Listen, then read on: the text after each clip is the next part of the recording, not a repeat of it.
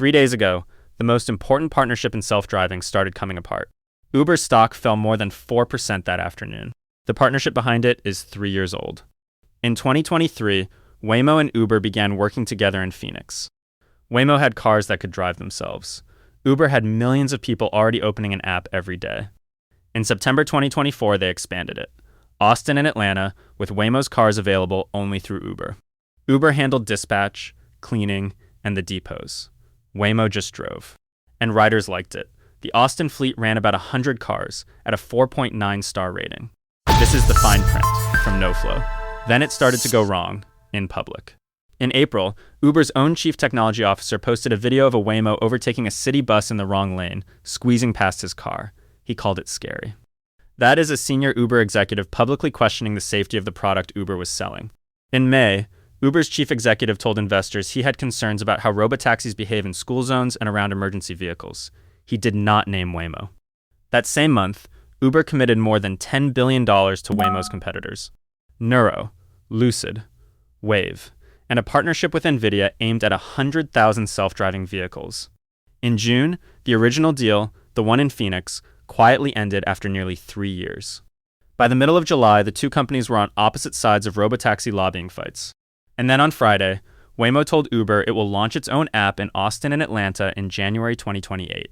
The conflict was built into the deal from the beginning. Waymo is a supplier that wants to be a brand. Uber is a marketplace that needs supply. Every ride Waymo sells through Uber. Uber owns the customer, takes a cut, and Waymo becomes one more interchangeable car on a list. Uber's position is that self-driving changes who supplies the ride, but not who gathers the demand. People will keep opening Uber, whoever is driving. And the demand Uber gathers is enormous. Last year, Uber booked $193 billion of business on more than 40 million trips a day. Waymo runs about 500,000 rides a week. Uber does that many trips in roughly 20 minutes. So Waymo is walking away from the largest pool of riders in the industry, deliberately. Investors have already priced it as though that works. Waymo was valued at $126 billion in February on roughly $355 million of revenue. That price assumes Waymo ends up owning the customer. There is a third answer to all of this, and it belongs to Tesla. Tesla partners with nobody. It builds the car, writes the software, and runs its own app. And it is attacking the number the other two are stuck on, what the car costs. Waymo's Jaguar, once you add the sensors, is estimated at $150,000 to $200,000. Tesla is targeting $20,000 to $30,000 for the Cybercab, a two-seater built without a steering wheel. If Tesla reaches that price, it can put cars on the road at a cost the others cannot match. Although Tesla's own robotaxi numbers went backwards last quarter, paid miles fell about 36%, even as it opened in more cities. So the cheap car is still mostly a plan, which leaves three companies betting three different ways on the same market. Waymo wants to own the car and the rider. Uber wants to own neither and keep the demand. Tesla wants to own all of it, cheaply. The test has a date on it. January 2028 in Austin and Atlanta.